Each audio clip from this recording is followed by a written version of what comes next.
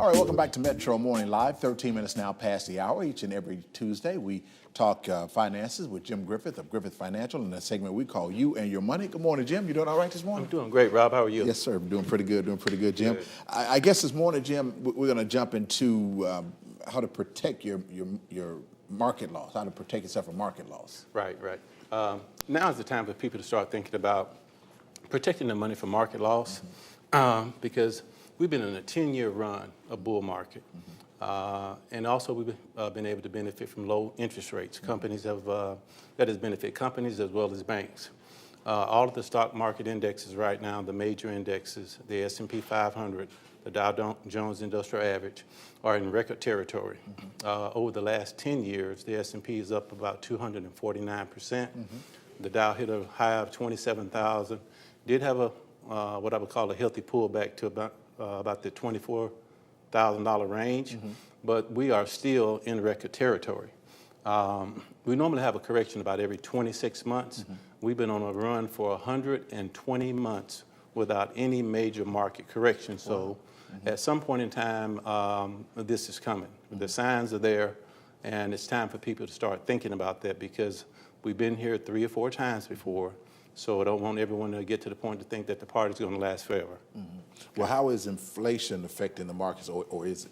Yeah, inflation is a real major concern, because what happens is the Federal Reserve has increased interest rates a quarter of a percentage point at their last meeting. They're expected to have somewhere between 2 and 3 more rate increases this year. Now, as you have these interest rate increases, what happens is the cost of borrowing money for corporations increases, and that causes them to cut back on expansion and growth opportunities. Also, the other thing that happens is things like home mortgage interest rates will be affected. New mortgages that are being issued will have a higher interest rate. People that currently have a variable rate mortgage, those mortgages are normally adjusted at the end of the year.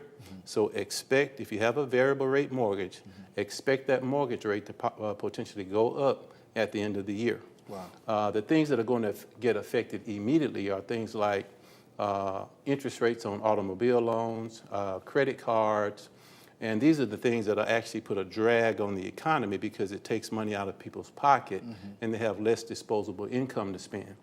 For people that are savers, putting money in the bank, they will see a slight increase in interest rates, but it's not going to be anything significant, and really it's still a poor place to keep that money. Wow. Well, what are companies doing to stay competitive? Well, what companies are doing right now is what we talked about a while back, and companies are having mega mergers. I think last week, Time Warner, the Time Warner AT&T merger went through. That was a $85 billion merger. We also have Comcast made an offer for Fox News immediately after that for about $65 billion. Then Disney came in after that and is expected to make an offer even higher for those assets at Comcast. We had the merger a while back with Amazon and Whole Foods. That was about a $13.7 billion merger. And then we have a merger that occurred about a year or so ago with Saudi Aramco. Those assets are, of that one company, are priced at about $10 trillion by some analysts, and some other, $4 trillion. And other analysts say that it's so difficult because the company is so big, they place a value on it of $10 trillion for one company. And we're talking about Amazon hitting $1 trillion.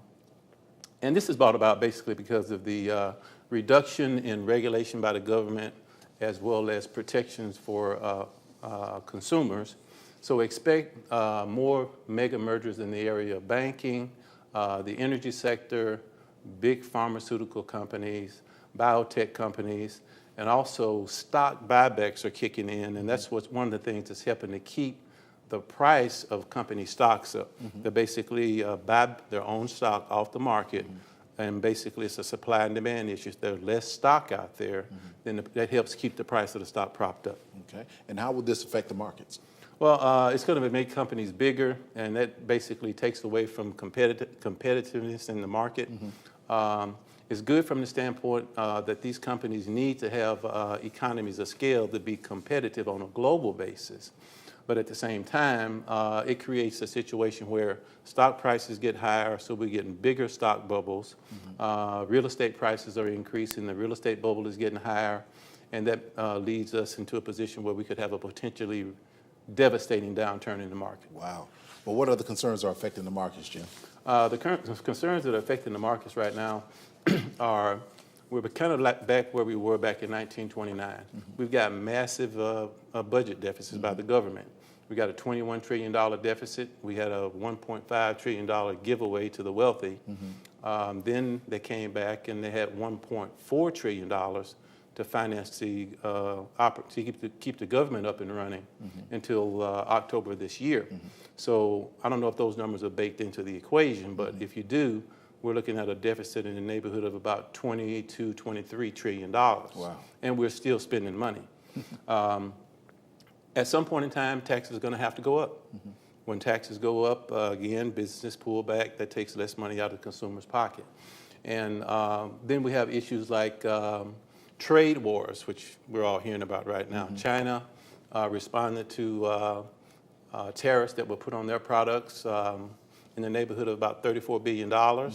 There's another 115 items that they have targeted to increase tariffs on. And as I understand, as of this morning, we're looking at placing tariffs on additional goods from China. So they're reciprocating dollar for dollar, and all along with our trade partners like Canada, Europe. So this situation is not going to be good for the stock market. It creates a great deal of uncertainty, and the market simply does not respond well to uncertainty. Okay. And then one other thing I'll mention too, the geopolitical situation. We know North Korea, Russia, et cetera, those things weigh in heavily. And then wage price increase. We're beginning to see people, companies are beginning to increase wages a little bit. So as this money gets into their hands, they actually go out and spend this money, and that again triggers inflation. Okay, all right. I know you have some video you'd like to show us that you always, Jim, you always come up with these fantastic informational videos, and I know you have one to show us now. Yeah, I do. If you could cue that video up, and what it'll do is just kind of drive home the point that I just got through emphasizing. Okay. If we could take a look at that. For nearly a decade, Americans have benefited from a magical trio: cheap loans, low prices, and a soaring stock market.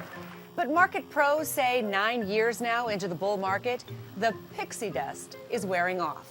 The Federal Reserve is raising interest rates, which means more expensive auto loans and mortgages. The benchmark mortgage rate is at a 4-year high and still rising. After years of super low inflation, Americans are paying more for many of the things they buy, like gas. Gas prices are expected to be the highest in 4 years this summer. Rising oil prices will cost companies too: airlines, trucking, delivery, big consumer brands. And manufacturers report higher input costs from steel and aluminum. And that roaring stock market, well, still up 30% since the election, but the S&P 500 is now flat for the year. A recent CNN poll shows 52% of Americans approve of President Trump's handling of the economy, which makes the timing here fascinating. Higher gas prices, rising mortgage rates, just months ahead of midterm elections in the fall. That's amazing that 52% approve of the way gas prices almost $3 a gallon. Yeah, and actually during the summer, gas prices actually spiked 31%. And that inflation rate I mentioned to you, that's just the core inflation rate. That does not factor in the price of food and the price of energy. So if you throw those in there, that inflation rate is substantially higher. So that's why you see the Federal Reserve right now really keeping an eye on inflation and being real hawkish when it comes to potentially increasing interest rates to keep everything under control. Wow. Well, Jim, great information as always. And I want to let you know, man, you had a great tribute to your father on Father's Day. Oh, thank you, Rob. That Rob. you sent out. And I'm sure he'd be proud of you, Jim. Well, thank you. Yes, sir. Love him to death. Absolutely. All right. Anything else, Jim? No, if just want to let everyone know that we're here to help. Definitely you want to keep an eye on what's going on in the markets right now, and look at getting yourself in a position to protect what you've earned over the last 10 years. At some point in time, every party comes to an end.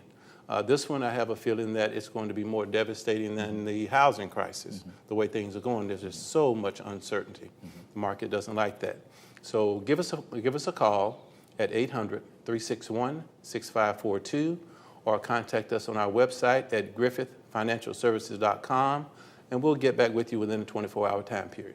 All right, Jim, we'll see you next week. All right, look forward to being here. Yes, sir. All right, we're back after this.